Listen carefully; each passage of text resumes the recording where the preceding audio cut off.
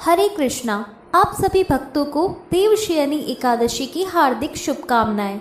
आषाढ़ महीने के शुक्ल पक्ष में पड़ने वाली एकादशी को ही देवशयनी एकादशी कहते हैं और इसी समय से भगवान विष्णु का शयन काल भी प्रारंभ हो जाता है, क्योंकि इस दिन से ही भगवान श्री विष्णु 4 मास के लिए क्षीर सागर में योग निद्रा में चले जाते हैं। 4 महीने की इस अवधि को चातुर्मास कहते हैं और इस अवधि में कोई भी शुभ काम जैसे यज्ञोपवीत, विवाह, दीक्षा ग्रहण, यज्ञ, गृह प्रवेश, गोदान, प्रतिष्ठा आदि जितने भी शुभ काम है वह नहीं किए जाते हैं। देवशयनी एकादशी को महा एकादशी, पद्मनाभा एकादशी, देवशयनी, हरिशयनी एकादशी के नाम से भी जाना जाता है। भगवान श्री विष्णु के योग निद्रा में जाने के बाद चंद्र और सूर्य कहते हैं कि प्रकृति का तेजस तत्व कम हो जाता है और शुभ शक्तियाँ इन दिनों कमजोर हो जाती है, इसलिए इन दिनों किए गए शुभ काम भी पूरे नहीं होते। चातुर्मास के दिनों में साधु सन्यासी लोग भ्रमण करना छोड़ देते हैं और एक जगह पर रहकर ही भगवान की आराधना और स्मरण करते हैं। कहते हैं कि इस अवधि में सारे धाम भगवान श्री कृष्ण के ब्रजधाम में आ जाते हैं, इसलिए चातुर्मास में ब्रजधाम के दर्शन करना बहुत ही अच्छा माना जाता है। देवशयनी एकादशी का व्रत करने से मनुष्य के सभी किए गए लौकिक पापों का नाश हो जाता है।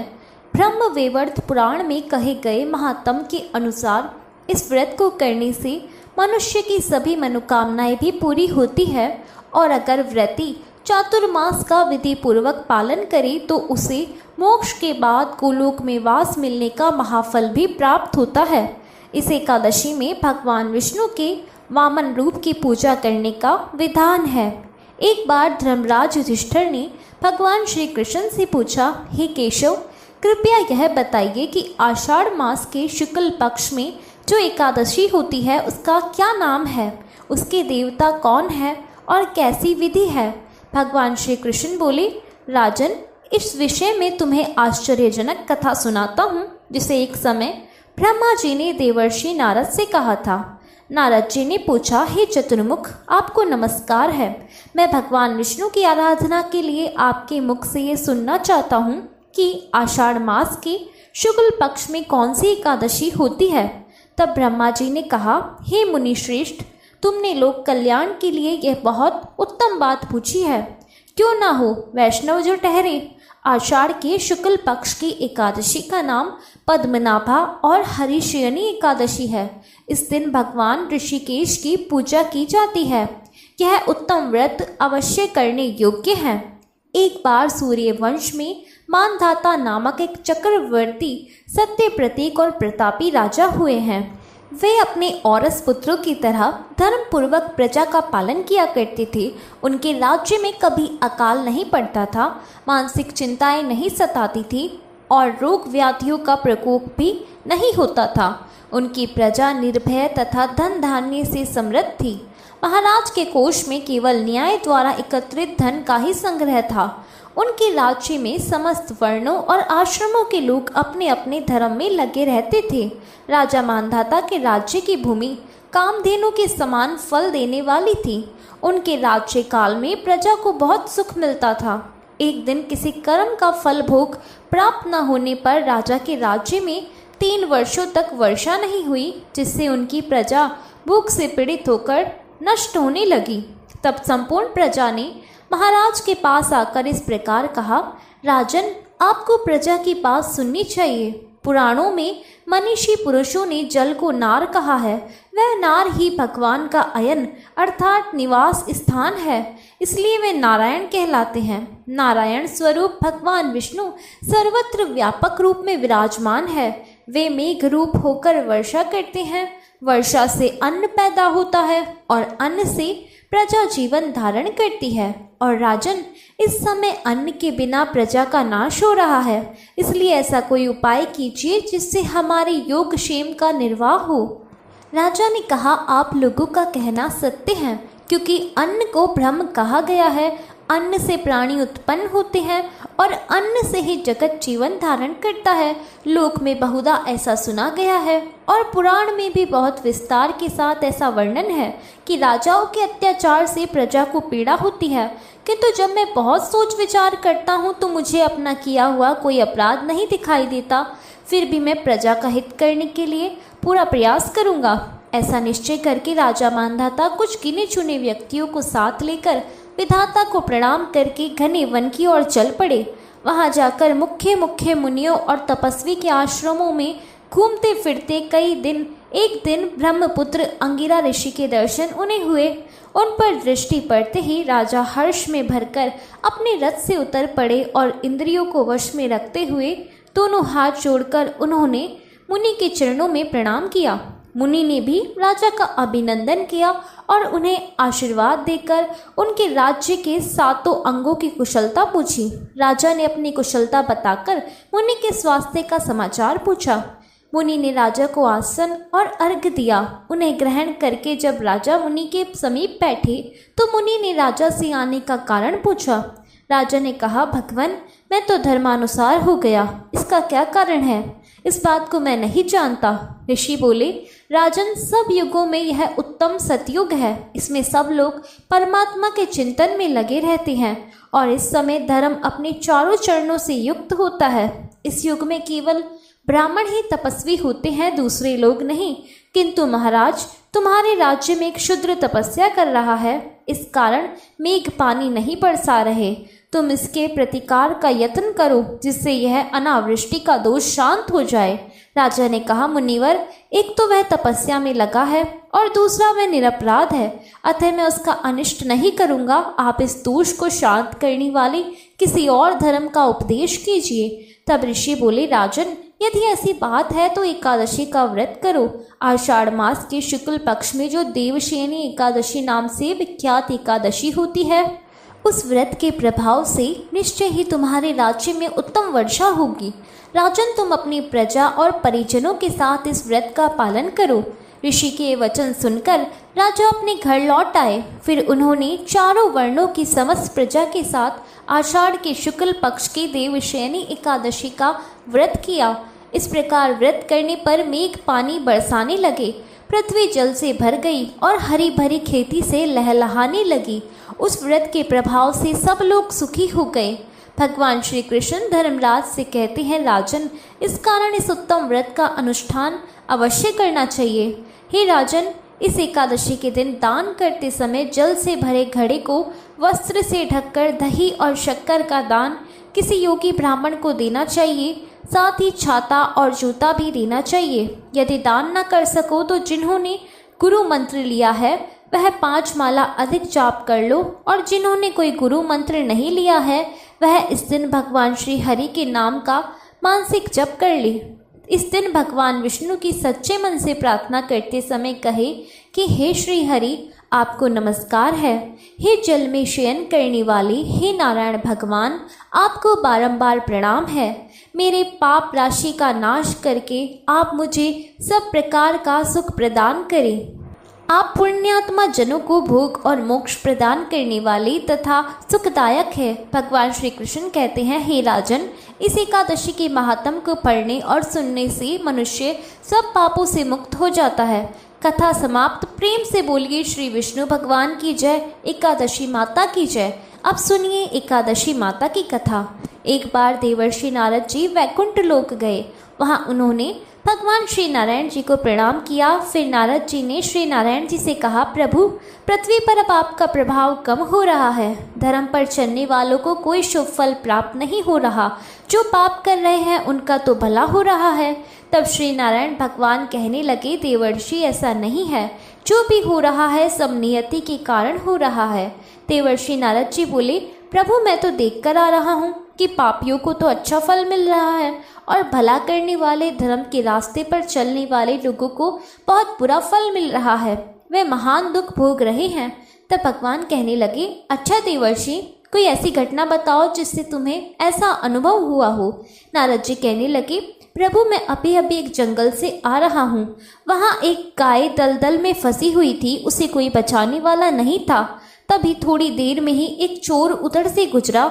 उसने गाय को दलदल में फंसा हुआ देखा, लेकिन वह रुका नहीं, बल्कि उस पर पैर रखकर वह दलदल लांघकर आगे निकल गया।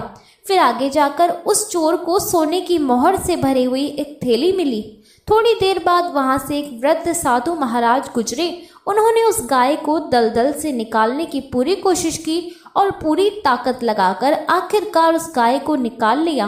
लेकिन प्रभु, मैंने देखा कि गाय को दलदल से निकालने के बाद भी जब वह साधु महाराज आगे गए तो खुद एक गड्ढे में गिर गए और उन्हें चोट भी लग गई। बताइए प्रभु, ये कौन सा न्याय है? जिसने गाय की मदद की उसे दुख मिला, बल्कि जो गाय के ऊपर पैर रखकर आगे बढ़ गया उसे सोने की मोहरों से भरी थैली मिल गई। नारद जी की बात सुनने के बाद नारायण जी बोले, देवर्षि, यह सही हुआ है। जो चोर गाय पर पैर रखकर भाग रहा था उसकी किस्मत में तो एक खजाना था, लेकिन उसके इस पाप के कारण उसे केवल कुछ ही मोहरें मिली। वहीं इन साधु महाराज को गड्ढे में इसलिए पड़ना पड़ा क्योंकि उनके भाग्य में मृत्यु लिखी हुई थी, लेकिन गाय को बचाने के कारण उनके पुण्य बढ़ गए और उनकी मृत्यु एक छोटी सी चोट में बदल गई। देवर्षि, इंसान के कर्म से ही उसका भाग्य तय होता है, इसलिए अच्छे कर्म करना कभी भी किसी भी परिस्थिति में छोड़ना नहीं चाहिए। यह सुनकर नारद जी बहुत प्रसन्न हुए और लक्ष्मी नारायण भगवान की जय जयकार करते हुए बैकुंठ लोक से चल दिए। प्रेम से बोलिए श्री लक्ष्मी नारायण भगवान की जय, देवर्षि महाराज की जय। अब आप सभी बहुत ही प्रेम से एकादशी माता की कथा भी सुनिए। एक बार एक बूढ़ी माँ ने वृद्धावस्था में एकादशी का व्रत रखा। वैसे तो वह अपने पूरे जीवन काल में एकादशी का व्रत रखती आ रही थी, लेकिन वृद्धावस्था होने के बाद भी वह इस व्रत को उतनी ही निष्ठा और उतने ही नियम के साथ रख रही थी। वृद्धावस्था में तो वैसे भी बहुत सारी बाधाएं होती है। वैसे तो बूढ़ी माँ को भगवान की कृपा से सारी सुख सुविधाएं प्राप्त थी, लेकिन फिर भी वह अपने परिवार की सुख समृद्धि की कामना से इस कठिन व्रत को रखने लगी। वह अधिकतर एकादशी का व्रत निर्जल ही रखती थी। एकादशी का दिन आने पर उन्होंने इस बार भी निर्जल व्रत रखा। दिन भर उन्हें प्यास लगी रही, लेकिन किसी तरह उन्होंने अपने मन को संयम में रखकर पूजा पाठ किया और कथा सुनी। पंडित जी को मिट्टी के पात्र में भरकर पानी और ऋतु फल दान में दिए। दोना भरकर शक्कर भी बांटी। उन्हें गर्मी के कारण बहुत बेचैनी हो रही थी, इस कारण से वह बड़ी देर तक पानी में हाथ पैर डालकर बैठी रही। पानी से बार बार कुल्ला करती रही। तब कहीं जाकर उन्हें थोड़ी देर के लिए आराम मिला, चैन पड़ा। लेकिन थोड़ी देर के बाद उनका फिर मुंह सूखने लगा तो धूप बहुत तेज पड़ रही थी, इस कारण बूढ़ी माँ बहुत ही बेचैन हो रही थी। एक तो बुढ़ापा, ऊपर से भयंकर गर्मी। वृद्धावस्था की स्थिति तो इसी प्रकार की होती है। फिर जैसे तैसे रो धोकर किसी प्रकार दिन कट पाया। अब पहाड़ सी रात उनके सामने थी, जिसका कटना बड़ा ही मुश्किल दिखाई दे रहा था। चारपाई पर पड़े पड़े भी शांति नहीं मिल रही थी और बूढ़ी माँ प्यास के मारे बार बार करवट बदल रही थी। कई बार वह घर से बाहर जाती, फिर अंदर आ जाती। ना उन्हें घर के बाहर शांति मिल रही थी और ना ही अंदर। वे चारपाई पर पड़ी पड़ी बार बार एकादशी माता का ध्यान करती रही और कहती रही, हे माता, आप मेरी लाज रखिएगा, आप मुझे शक्ति दीजिएगा जिससे मैं भली भांति आपका यह व्रत कर सकूं और ये पहाड़ सी रात शांति के साथ बीत सके। प्यास के कारण बूढ़ी माँ की बेचैनी तो बढ़ ही रही थी, लेकिन उन्होंने धैर्य रखने का प्रयास बहुत किया, किंतु सहनशीलता की सीमा टूट गई और वह घबराकर प्यास के मारे एकदम चिल्ला पड़ी। चिल्लाने लगी कि बचाओ बचाओ, मेरे प्राण निकल रहे हैं। तब उनका चीखना चिल्लाना सुनकर परिवार भर के सभी लोग उनके आसपास इकट्ठा हो गए और पूछने लगे, अम्मा जी क्या हुआ? आप क्यों चिल्ला रही हो? आप इस बुढ़ापे में इतने कठिन व्रत को क्यों कर रही हो? अम्मा जी, शक्ति हो तभी भक्ति होती है। जब आपकी सामर्थ्य निर्जल व्रत करने की नहीं है तो आप क्यों जल का त्याग कर रही है? आप पानी पी लीजिए। तब वह बूढ़ी माँ अपने परिवारजनों से कहने लगी, मेरे तो प्राण ही निकले जा रहे हैं, जरा कोई मेरी छाती पर ठंडे पानी का घड़ा तो रख दो। तब नातियों ने दादी की छाती पर ठंडे पानी का घड़ा रख दिया। अब तब कहीं उन्हें थोड़ा आराम मिला। थोड़ी देर के लिए उन्होंने अपनी आंखें बंद कर ली। इधर एकादशी माता ने सोचा कि ये तो बूढ़ी अम्मा है और बहुत नियम पालन के साथ व्रत भी रखती है। चलकर इनकी परीक्षा ली जाए। तब वे आधी रात को मुर्गा बनकर टेर लगाने लगी। अपने घर के द्वार पर मुर्गे की आवाज़ सुनकर दादी जल्दी से उठी। सोचा शायद सुबह हो गई, लेकिन जब बाहर जाकर देखा तो देखा आसमान में तो उन्हें कहीं भी प्रातःकालीन तारा दिखाई नहीं दिया। वे सोचने लगी कि यह मुर्गा क्यों और कैसे बोल रहा है। उन्हें प्यास तो लग रही थी, अब थोड़ा बहुत उनका मन भी बेचैन होने लगा, किंतु आखिरकार उन्होंने दृढ़ निश्चय किया कि अब तो मैं इस व्रत को पूरा करके ही पानी पीऊंगी, भले ही मेरे प्राण निकल जाए। यह सोचकर वह फिर से चारपाई पर निडाल होकर लेट गई। थोड़ी ही देर में एकादशी माता ने उनकी फिर से परीक्षा लेनी चाहिए और वे एक छोटी सी बालिका बनकर एक गिलास में शरबत लेकर उनके सिरहाने खड़ी हो गई और जोर से आवाज़ लगाकर कहने लगी, दादी जी सवेरा हो गया है, आप हाथ मुंह धोकर यह शरबत पी लीजिए। पहले तो शरबत का गिलास देखकर बूढ़ी माँ का मन ललचा गया, किंतु अचानक उन्हें याद आया कि उन्होंने तो निर्जल एकादशी का व्रत रखा है। फिर उन्होंने सोचा कि मैं तो किसी भी प्रकार से अभी शरबत नहीं पी सकती हूँ। यह सोचकर वह शांति से अपनी चारपाई पर फिर लेट गई। जब बहुत तेज की प्यास लगी तो चारों ओर पानी ही पानी दिखाई देता है, यहाँ तक कि सपने भी पानी के ही आते हैं। पानी पीने की तड़प इतनी थी कि थोड़ी ही देर के बाद में बूढ़ी माँ को ऐसा लगा मानो किसी ने उन्हें पानी के कुएं में पटक दिया हो, और वे बहुत देर तक उस कुएं में पानी में हाथ पांव चलाती रही, किंतु उन्होंने अपने मुंह में पानी की एक बूंद भी नहीं जाने दी और वे दृढ़तापूर्वक एकादशी का व्रत का पालन करती रही। थोड़ी ही देर में न जाने कहाँ से सामने आग जलती दिखाई दी, जिससे उन्हें बहुत ज़्यादा गर्मी लगने लगी और मारे प्यास के उनका गला सूखने लगा, उनके प्राण निकलने लगे। किंतु बूढ़ी माँ का कोई कुछ भी नहीं बिगाड़ पाया। वे जहाँ की तहाँ मुस्कुराती हुई सी बैठी रही। थोड़ी देर में बाहर उजाला होने लगा, ऐसा लगा मानो सवेरा हो गया हो। बूढ़ी माँ ने जब बाहर निकलकर देखा तो समझ गई कि अब सवेरा होने में बस कुछ ही देर बाकी है। ये जानकर वे बड़ी शांति से इधर उधर घूमने लगी। एकादशी माता ये बात अच्छी तरह समझ गई कि ये बूढ़ी माँ किसी भी तरह अपने व्रत से नहीं टल सकती, अपना व्रत बीच में नहीं तोड़ सकती। उनके सत्य व्रत को बहुत अच्छी तरह से समझ सवेरा होते ही बूढ़ी माता ने स्नान किया, भगवान की पूजा पाठ की, एकादशी माता की कथा सुनी, फिर ब्राह्मणों को दक्षिणा देकर भोजन कराया। तब कहीं उन्होंने जल ग्रहण किया। कन्याओं को भोजन कराने के बाद फिर बूढ़ी माता ने खुद भोजन किया। उस श्रेष्ठ व्रत के प्रताप से बूढ़ी अम्मा की आयु बढ़ गई। उनका घर परिवार हरा हो गया और घर में अब किसी प्रकार का कोई अभाव नहीं रहा और वह हर तरह के सुख साधनों से संपन्न हो गई। नाती नातिन से उनका घर भर गया। वे उसी दिन से 12 महीने की एकादशी का व्रत उसी प्रकार निर्जल रखने लगी और फिर एकादशी व्रत के पुण्य प्रताप से वह अपने जीवन में हर प्रकार के सुख भोग कर अंत में बैकुंठ धाम को चली गई। हे एकादशी माता, जैसे आपने उन बूढ़ी माँ को, उनके परिवारजनों को सुख समृद्धि प्रदान की, जैसे आप बूढ़ी माँ को अंत में मोक्ष प्रदान किया, वैसे ही इस कथा को सुनने वाले सभी भक्तों को सुख सुविधाएं प्रदान कर उनकी मनोकामनाएं पूर्ण करना और मोक्ष प्राप्ति की इच्छा रखने वाले भक्तों को मोक्ष प्रदान करना। प्रेम से बोलिए एकादशी माता की जय। राधे राधे।